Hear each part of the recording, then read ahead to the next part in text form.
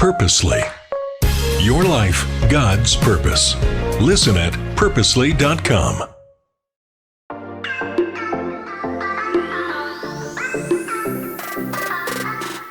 Hello, everyone, and welcome to the Gospel Tech Podcast. My name is Nathan Sutherland, and this podcast is dedicated to helping families love God and use tech.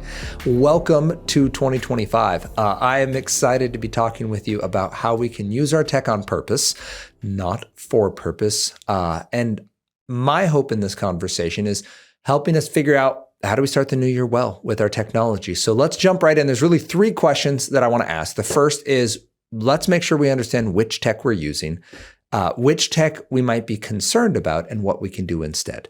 I'm trying to keep this as concise as possible because I get excited with New Year's and I can say too many words. So to help you most, what tech are we using? Where do we see our concerns? And out of that, how can we act in accordance with that?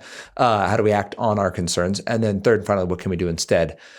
So first, we got new tech for Christmas, or Grandma and Papa gave us something, or we got hand-me-downs because someone else got something new and they're like, hey, we don't need this anymore. Do you want it? We need to make sure we know what kind of tech we're using. Is it tool tech or is it drool tech? Because that's the premise of this conversation. Are we using tech that helps us create? That's tool tech, or tech that helps us consume? That's drool tech. And there's absolutely tech that has kind of some middle gray area, but we just want to know what kind of tech we're using because it's more likely that we're going to have a fight about drool tech. We're going to fight about technology that's designed to take our time, our focus, and our money. It's designed to keep your attention on the screen because that's worth money for them. So probably the most slippery of these that I've mentioned before is Duolingo. It's not a bad program. It's a great program. I have it and my children use it occasionally.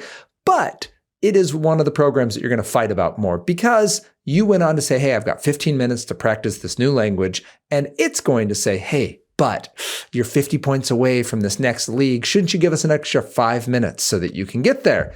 It's not bad to practice a new language for 5 minutes, but you're practicing 5 extra minutes because technology suggested it. And that is different than, say, Microsoft Word, where you write one paragraph and Word never says, but shouldn't you write two? Like it just doesn't care.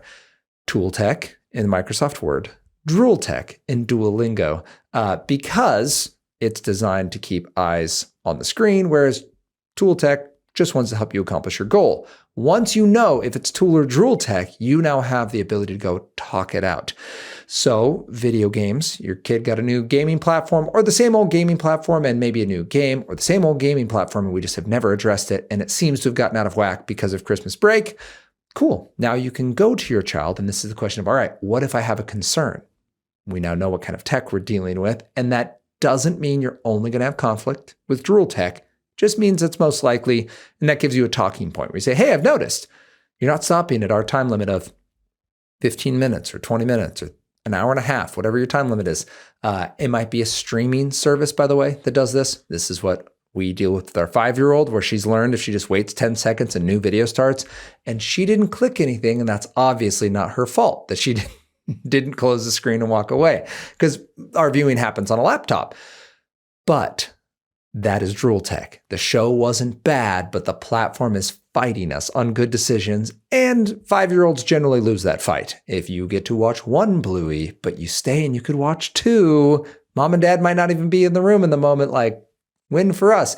And yes, if you leave the room for a moment and come back because I have to grab something out of the garage and a new episode starts, it's very hard to tell if that's a new episode or just the continuation of what you're already watching. Like, I'm not that invested in it, maybe.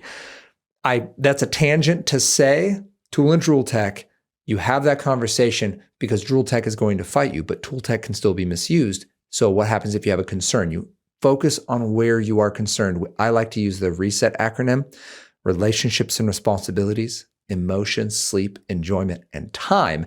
And what you do with that is then you say, hey, I've noticed when you listen to that music or watch that show or play that game or engage in that social media platform or use that word processor or create those videos or whatever it might be, I've noticed your sleep gets interrupted, or you become more emotionally isolated, or you become more agitated around your siblings or with me, or whatever the talking point is. You can now put very clear words to it, and being very clear is important for two reasons. One, it confirms in you that this isn't just something that you don't like, Because it is sometimes you're like, I don't know, I just don't like it. I didn't do it growing up. You shouldn't do it growing up. Like there are absolutely just preference differences. Your kid listens to music that you don't enjoy as much as they enjoy, or watch shows that you don't really enjoy and you find tedious. I get it. That might be true, but that's not a moral quandary, and that may not be a developmental issue for you. This is saying, nope, there's actually something wrong. When you engage in behavior A with a digital device that's either tool or drill tech, B happens. You get dissatisfied. You become more whiny. You become physically aggressive with siblings, like whatever it might be. We want to say that. It's confirming to you. That's one. Two is it's very clear to your kid, and it makes sure that your child does not think you're just saying, I don't like you, or you can't have fun. Even, how to say this, there are young people who know they're making mistakes online that will use this as a smokescreen. They'll be like, well, you just don't get it. This is how people operate these days. And it's just an excuse. But there are kids who are actually doing their best, and they believe they're making good choices, and they don't see the problem. And they're going to feel attacked, which is going to put a rift in that relationship. And that is not necessary in order to have healthy tech. Sometimes you just got to go for it and say no. Like that's a perfectly responsible and loving response to unhealthy tech use. Your child uses tech, it goes bad. You can say no. We're not going to use this. Why? Because it's unhealthy. Full stop. You can also have the greater conversation of, well, I've noticed this happens and then this negative outcome happens. Do you see that? That is going to be an important conversation. This happens. We've had this conversation recently around tool tech. Tool tech was fine. It wasn't a bad option. It's worked fine before, but over break, there were some times like, hey, I've noticed you got your 30 minutes of, I've mentioned Scratch before. It's an MIT coding program. It's great. It's like before you want your kid to get into something like Python, they can jump in on Scratch or Unity, which my nephew has just jumped into, and it's fun to watch him as he tries the ropes out before we get there. So using Scratch, it's really cool. There's a YouTuber named Griffpatch who has some really cool tutorials. And so 30-minute timer, you can do the 30-minute tutorial on this lesson. And that's been really neat. But there are some times where the dissatisfaction ramps up. Like, yeah, but I'm partway through this project and I really want to finish. Maybe, if you ask nicely, we can extend it because this is you building. You're not getting overstimulated using Scratch unless you're playing the games. It has a user-built game feature. This is a side note on my previous point, but hear me out. Roblox is hard because it's a bunch of mini games, so it's hard to control and have accountability. Scratch has a feature there, but we have a 30-minute build timer. You cannot play games in that 30 minutes. Then we set a 5-minute timer, and you can play 5 minutes of assorted games, which I try to be more in the room for when that's happening. This would be an example of if you can't do that and be trusted with it, then all right, this is not an option that's good for us. If you don't know what they're doing, you need some kind of accountability on your computer. Even just using the browsing history will show when they go to different links. That's all an aside to say we ran into tool tech, a programming opportunity that was running into dissatisfaction and frustration of, well, I wanted to do more. Maybe we have the time, but maybe we don't. And I really want 30 minutes to be our deadline. So we're going to go do something else now. That is a conversation point. So we had to say in our family, hey, I've noticed you're using this. There's nothing wrong with the program. There's nothing wrong with what you're building, but it seems to have an inordinate draw on you. And now I'm talking to an 11-year-old and a 9-year-old when I say this. When I talk to my 5-year-old about this, 5.5, she'd want you to know she's 5.5. When I talk to my 5.5-year-old about this, I simply say, no, we're not going to do this right now. We're going to do this other thing. She says, why? I'd be like, notice how you just screamed at me. That's why. Here's what Jesus says our attitude needs to be: right? Love, joy, peace, patience. We're not just going to tell you to be happier. I'm going to remove the things that are making it hard for you to be happy, not happy, to be joyful. Happy is because things are going your way. To be joyful, to trust that God is good even when things aren't going your way. That's what I want for you. It's a fruit of the Spirit, and it takes actual practice and choices. There are things that make it easier and things that make it harder. It doesn't affect your ability to experience joy. All right. Anyway, I don't need to go further down the road. Okay.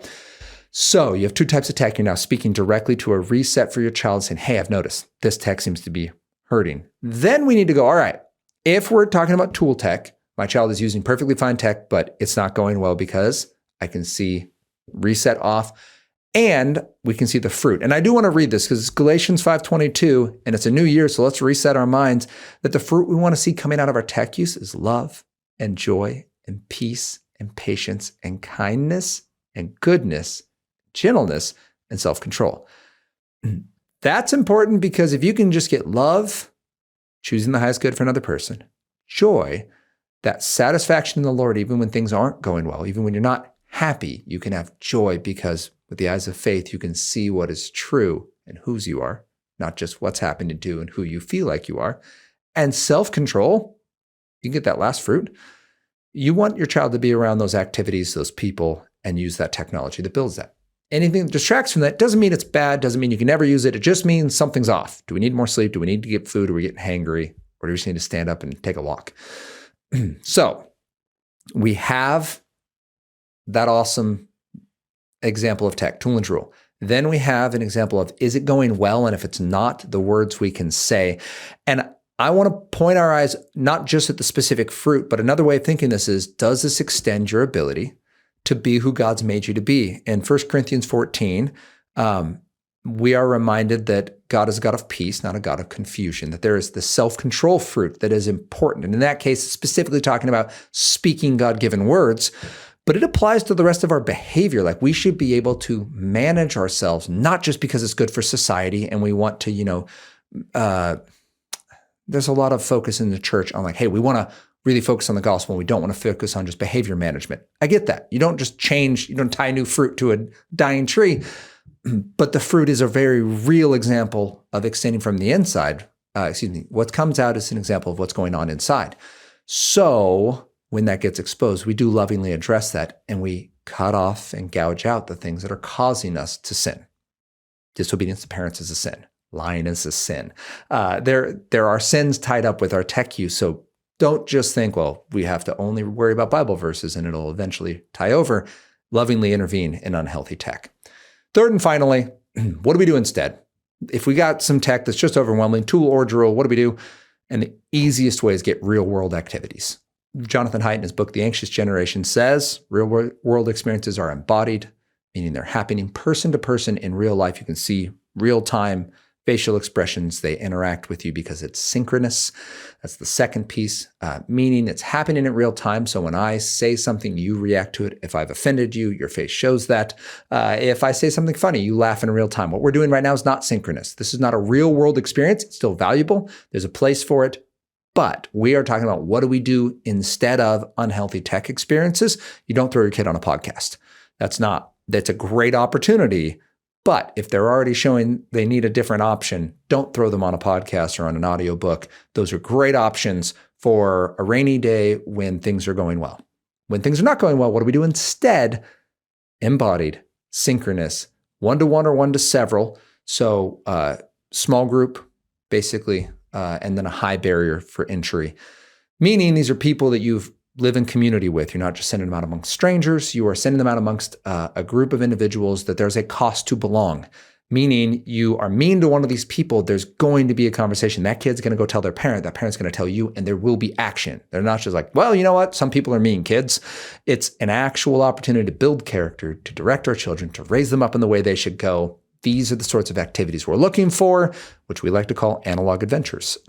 So what do we do? All right, if you got littles, this can be as simple as cardboard and Tupperware, which you probably have some laying around from Christmas still, or as advanced and invested as Magnetiles and Duplos. But there does need to be a chance to play independently, to experience some responsibility. Yeah, even with our 2-year-olds. Our 2-year-olds do not need to be sat in front of a screen. They do have the opportunity to play, certainly with us. We want to co-play and to build their level of confidence that they can play alone. It's okay. They can even play out of line of sight. Now, don't put them in a glass factory or something. Like, find them a safe spot. But they need to be able to play. 5 minutes is a great start. Build it by 5 minutes every few days. Maybe every week you add 5 minutes. You need them to be able to play independently. So please do that with your littles. Then you get a little bit older and they can start to help with some things or even take some responsibility. I've got a young person who's now, as of Christmas, into baking. And there is some preparation and some allowance for, hey, don't do the whole thing by yourself, but you can find the ingredients. You can measure the ingredients. You can mix the ingredients. As long as it doesn't take major machinery that can remove limbs, like you can get that and then turn on the oven. Don't put it in, right? Like we can do that as a great opportunity for growing in responsibility. Okay, so then I apologize for the slight interruption. We're not back at school yet ourselves, so I have amazing little helpers who pop in occasionally. What I was trying to say then is if you have littles, those are some options of the little analog responsibility pieces. A little bit older, they can do some bigger activities at home. But if we're talking like, so I talk 2 is like your littles. And so if you have 5, 6-year-olds and they're not in school or you're homeschooled, getting physical activity into your day. And if you live in Washington State, that can be really hard. So yes, going to things like parks in the woods, that's all amazing. And sometimes the YMCA is going to be your best friend. We have had a great experience, whatever that organization might be for you, but YMCA in our area is very robust here in Washington State because a lot of people want to have their children involved indoors for at least part of their day. And so, I mean, everything from ballet to basketball to just hanging out with friends, walking the track, doing like a little kids class, and then you can bring a friend and walk the track. Like those are really positive opportunities and investments. They are not inexpensive, and I understand that. But we are talking about what do we do if we recognize tech is going wrong? We're starting out the new year and we want to set a new rhythm. These are opportunities for us. And then with the olders, it is going to be the risk, responsibility, and real world relationships that Jonathan Haidt talks about in The Anxious Generation.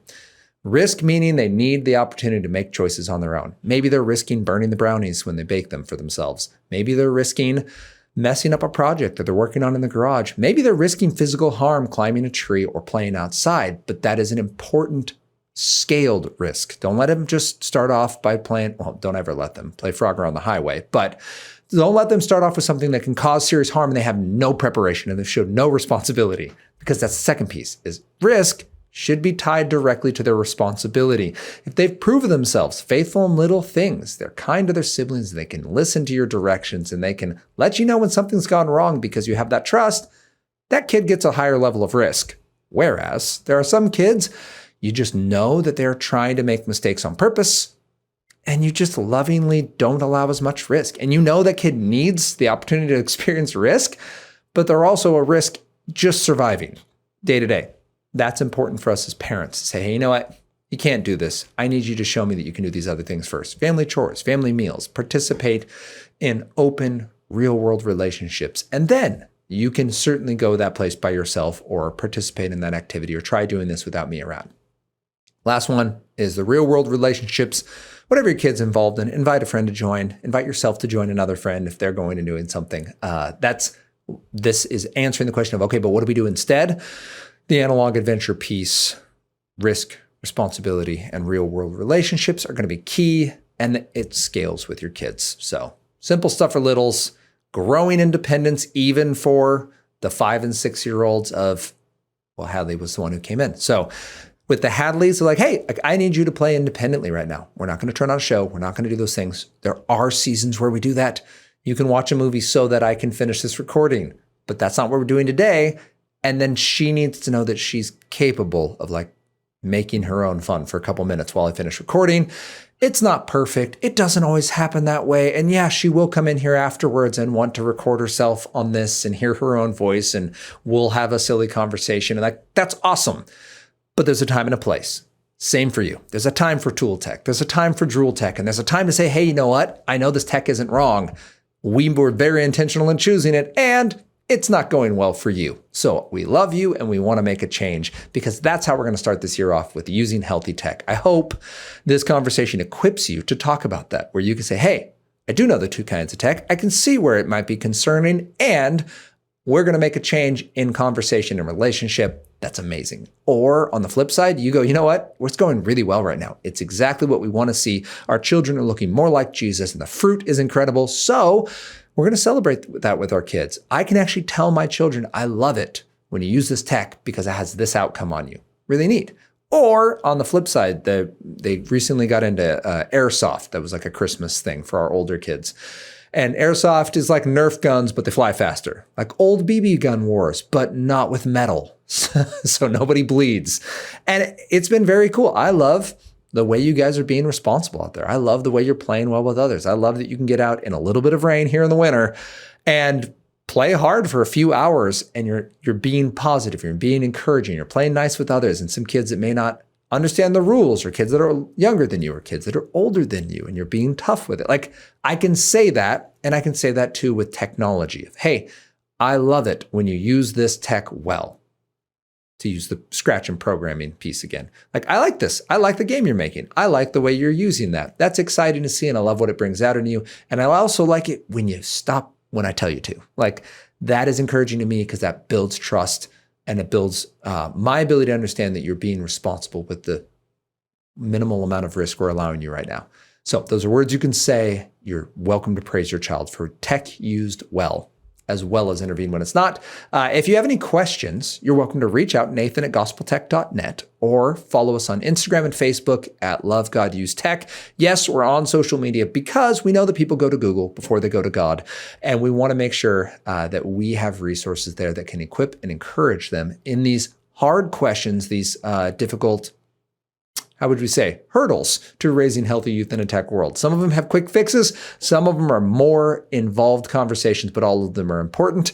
And I would just quickly announce that we have a bunch of talk coming up. Many of these talks are not open to the public, but if you'd like me to talk at your church, your school, your conference, your organization, I would love to talk with you about what that looks like. Flint and Iron is a public-facing organization, so I talk in public schools and public organizations that way.